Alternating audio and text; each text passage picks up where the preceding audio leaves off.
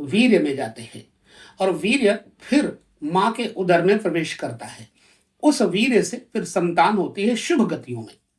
तो वो बड़े आदमियों के घर में, श्रेष्ठ जनों के घर में जन्म लेकर के फिर अच्छे कर्म के द्वारा ईश्वर की प्राप्ति के लिए आगे बढ़ता है।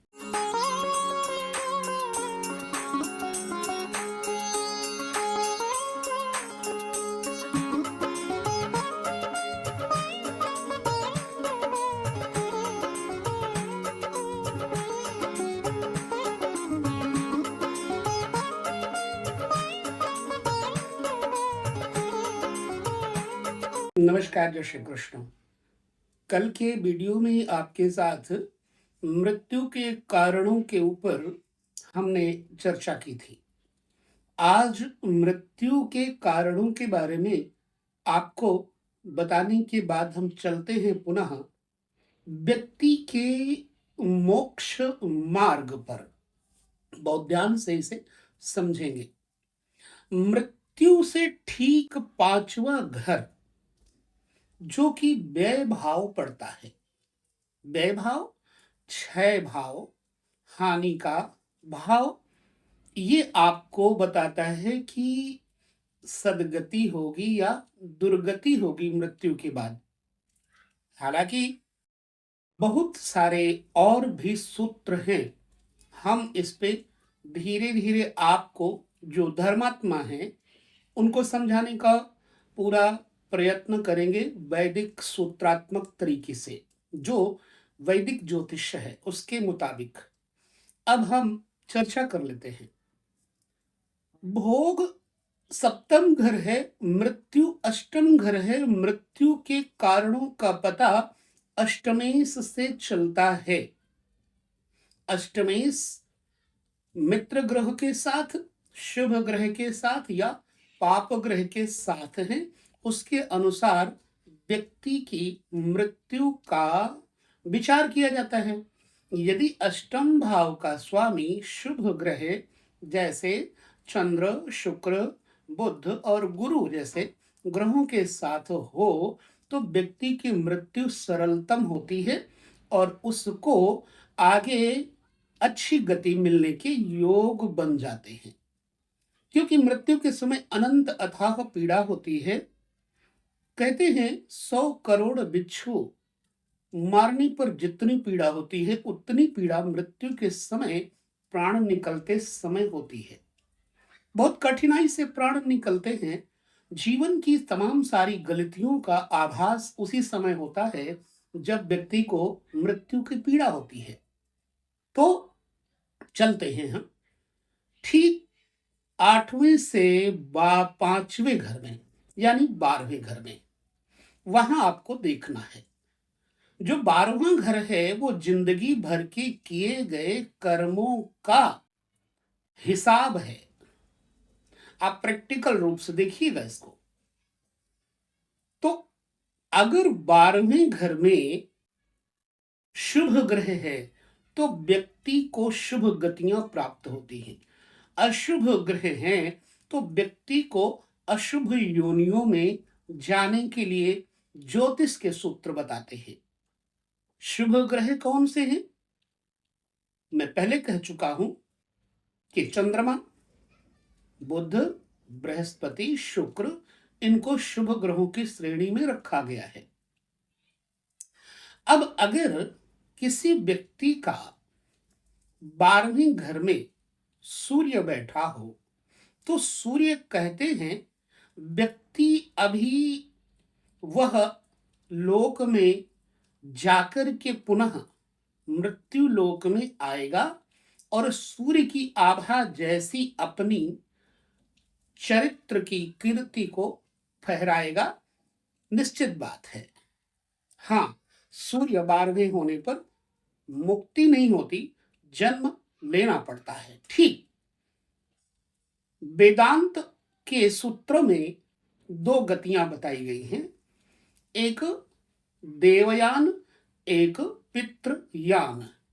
देवयान अर्थात देवलोक, पितृयान अर्थात पितृलोक, जो दक्षिण और वाम दो गतियां हैं। क्या होता है इसमें कि जब व्यक्ति हवन, यज्ञ, दान, तर्पण आदि करता है तो वो पितरों और देवताओं को दो भाग में मिलते हैं, जिसमें से दान पितरों के लिए कव्य का दान होता है। ठीक है, हव्य और कव्य दो होते हैं। जो घृत से आहुतियां इत्यादि दी जाती हैं वो देवताओं को प्राप्त होती है, और जो अन्न इत्यादि के द्वारा, जौ तिल इत्यादि के द्वारा पितरों के लिए दी जाती हैं वो पितरों को प्राप्त होती है। तो इसमें सूर्य और चंद्रमा दो मार्ग हैं। चंद्रमा वाम भाग बताया गया है। जैसे बायां स्वर चलता है हमारे नासिका में, तो बायां स्वर ईड़ा नाड़ी है और दायां स्वर पिंगला नाड़ी है। पिंगला नाड़ी अर्थात सूर्य नाड़ी दक्षिण, और बायां यानी लेफ्ट ईड़ा नाड़ी, ईड़ा अर्थात चंद्र नाड़ी। तो जो व्यक्ति के चंद्र मार्ग से प्राण जाते हैं उस व्यक्ति को कृष्ण शुक्ल गति हेते दो प्रकार की गतियां गीता में बताई गई है। तो जो कृष्ण पक्ष है, कृष्णयान है, वह पितृलोक, और जो शुक्लयान है यानी शुक्ल पक्ष वो देवलोक। तो चंद्रमा शुक्ल पक्ष में जो होते हैं वह देवलोकगामी बनाते हैं। तो चंद्रमा यदि 12वें घर में बैठे हैं तो उस व्यक्ति को देवलोक में जाने का अवसर मिलता है, और बहुत दिनों तक देवलोक में वो आनंद सुख अपनी संकल्प इच्छा शक्ति के अनुसार वहां कुछ काल तक सानंद रहता है। उसके बाद उसे शुभ गतियां यानी शुभ योनियों में भेजा जाता है। कैसे?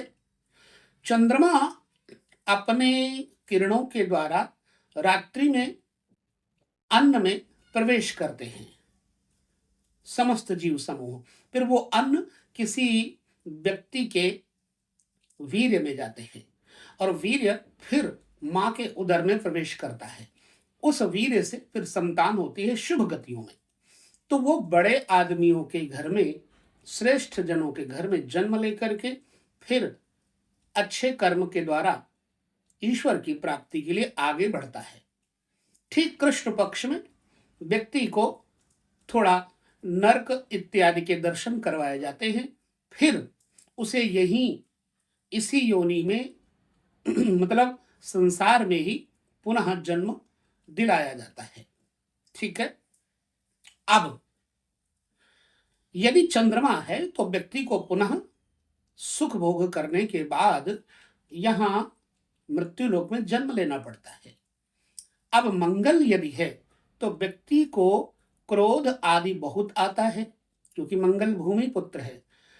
क्षत्रिय कर्म करने वाले कर्म योग में तामसी योनियों में भी मंगल के कारण व्यक्ति को जन्म लेना पड़ता है, मतलब सदगति नहीं होती है ना दुर्गति होती है, उसे जन्म लेना पड़ता है भारत भूमि में या किसी भी जगह पर कर्म करके, क्षत्रिय कर्म करके, युद्ध आदि के द्वारा फिर वो सदगति प्राप्त करता है। इस तरह ये वर्णन है।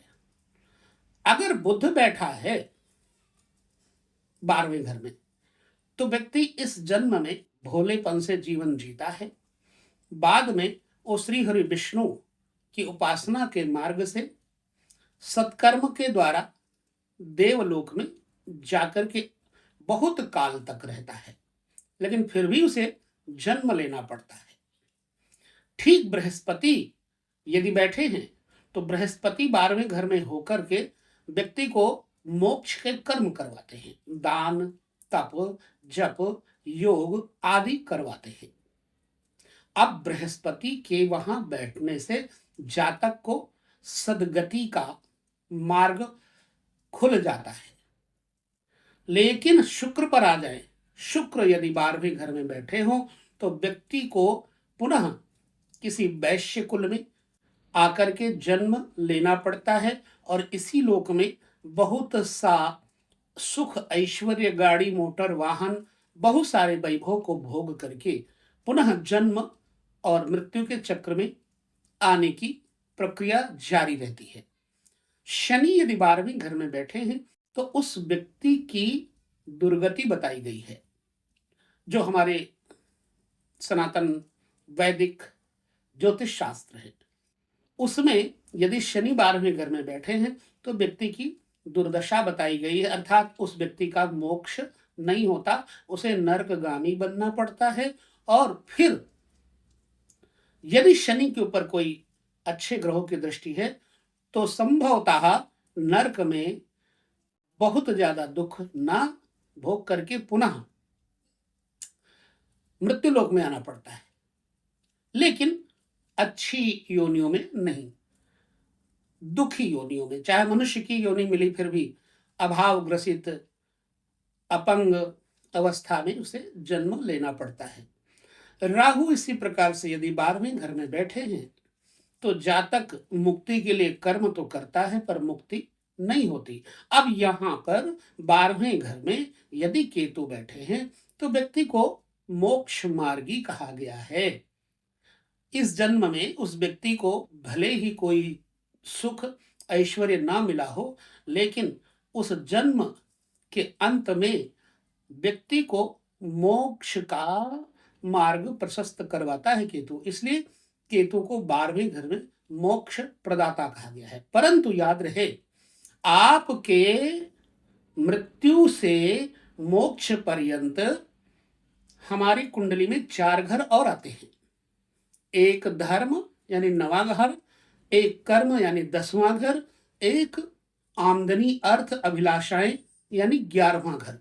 अब मृत्यु और मोक्ष के बीच के ये 4 घर कैसा जीवन में उतार चढ़ाव लाते हैं, हम इस पर आपके साथ और विचार बांटेंगे। हाँ, वीडियो आपको समझ में आया है तो कमेंट जरूर करिए, क्योंकि कई लोगों ने कमेंट किया हमारे पिछले वीडियो में अच्छा लगा। और सच बताऊं तो 9th हाउस व्यक्ति के धर्म कुल का है।